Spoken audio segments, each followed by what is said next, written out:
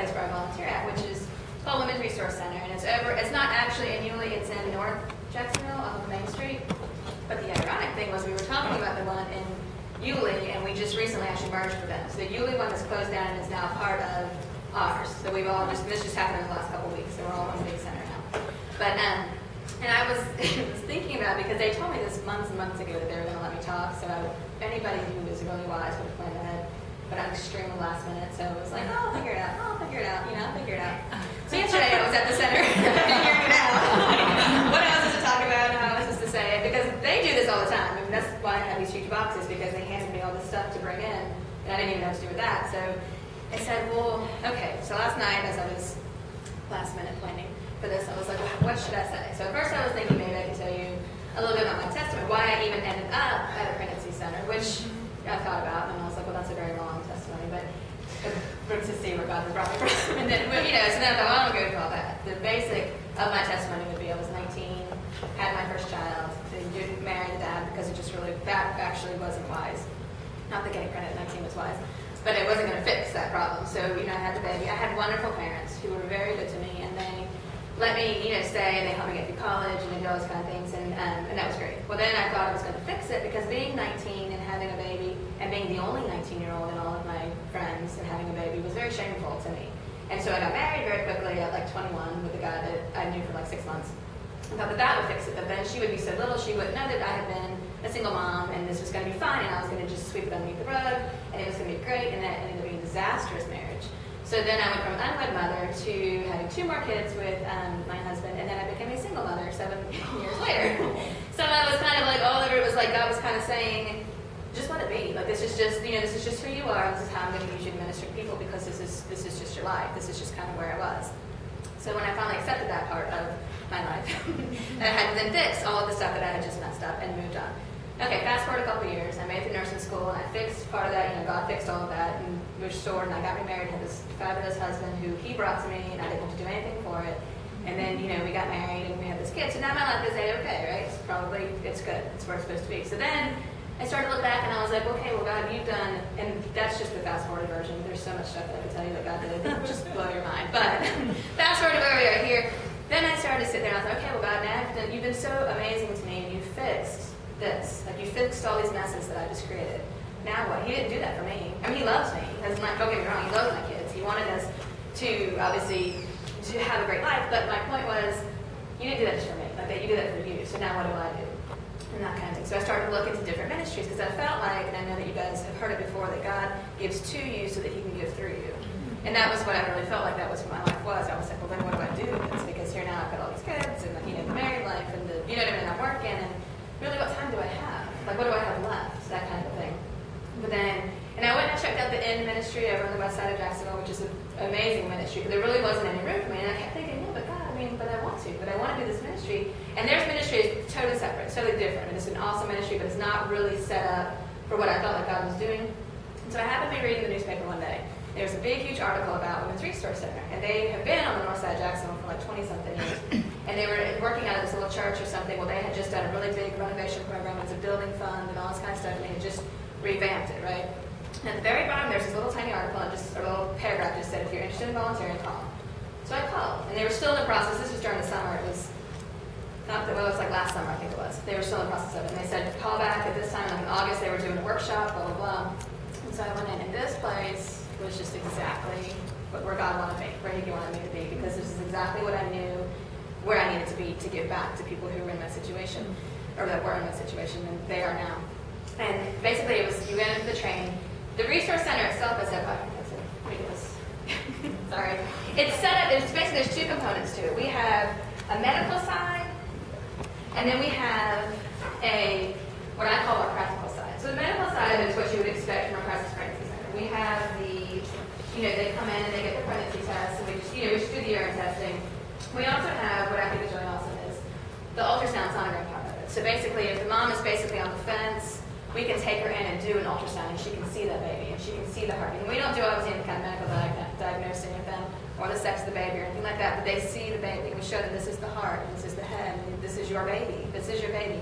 And statistics have shown that basically 85% of moms who can see their baby will keep their baby, because they realize that this, and not people don't know it because you can say it's a baby, and you can say it all day long, and we all know that.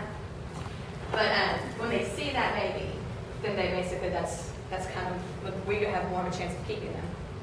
And so last night when I was trying to come up with all of my stuff to put together for this thing, and I had spoken with some of the people from the center, I said, well, what do you say in these presentations? And she said, well, you need to get statistics, and you need to do this and that. So, all right. So I was on my laptop looking up statistics for abortions and things like that. And I felt like, I know the group that I'm talking to, like, I know you guys. And I was like, everybody here, and I'm not saying everybody's pro-life, but everybody's aware of the struggle with pro-life, right? I mean, you know how many, there's like 53 million abortions since Roe versus Wade has been approved. And I really couldn't find any kind of statistics for Nassau County. Duval County had different things. So I had all these numbers written down.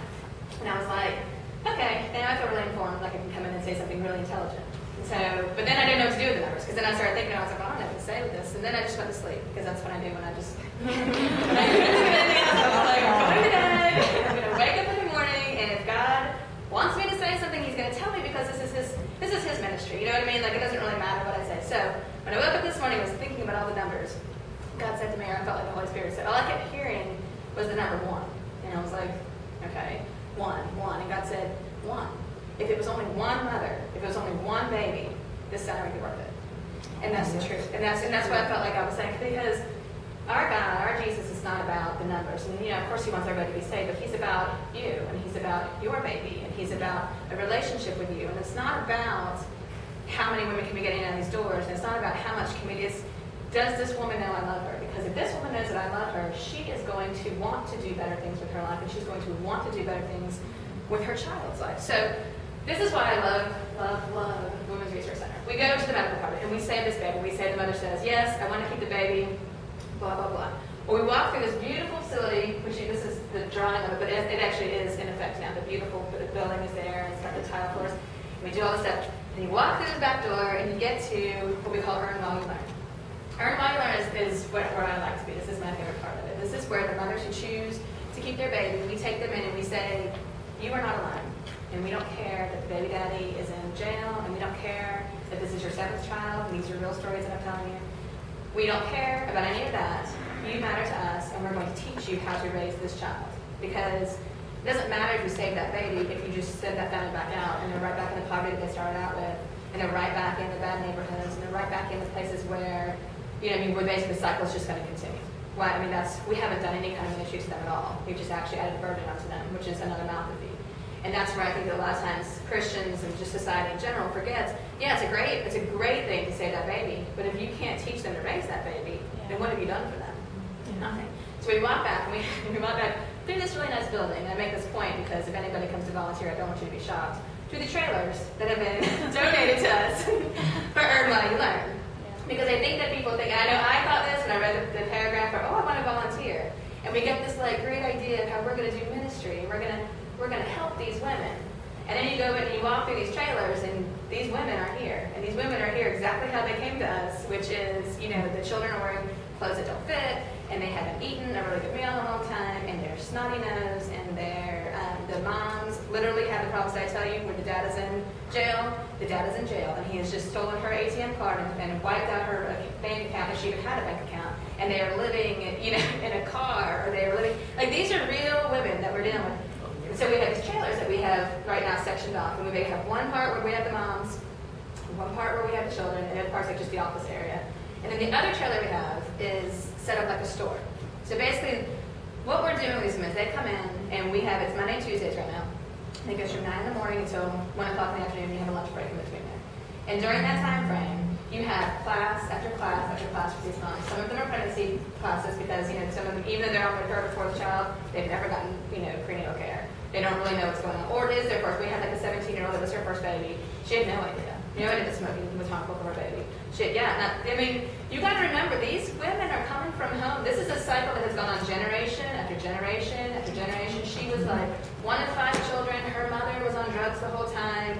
Basically, the grandmother raised her, or semi-raised her, just gave her this, So of course she did. She had no idea, that if you smoked, it was going to be harmful to the baby. She had no idea, what stage the baby was at. She had no idea anything about labor. She didn't have a mother to tell her.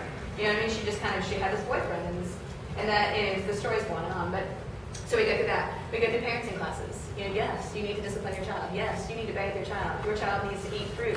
We bring in snacks for the children while they're in there, so they're actually getting juice and fruit and cookies.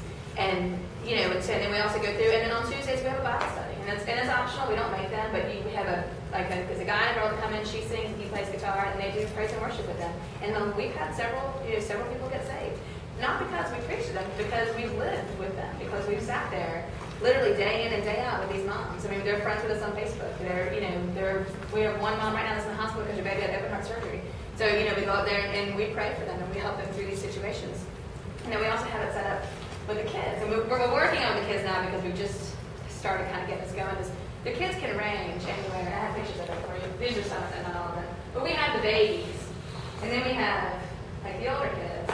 And a lot of these kids, they're not going to make it to preschool. The mom's not going to take them to preschool. We have one mom I can barely get her to get her daughter to kindergarten, like on time. And we go through the practical part of, yes, you have to show up on time for kindergarten. You can't bring her at 9:30 when it starts at 8. And then back. So these are the kids. But you see the age range we have. So what we try to do is, pretty much there's four of us that are solid volunteers who come every Monday and Tuesday. But then you have all these different areas that you need to be in. So right now, I've kind of taken over the kid part. But we're trying to make a program for preschool for these kids where they're learning A and 1 and the colors and stuff like that. But you can see with the range, so we're looking for volunteers to help which is the baby part of it, because I can't even take the babies in if I have 5 toddlers running around because they're literally running and jumping all over the tables.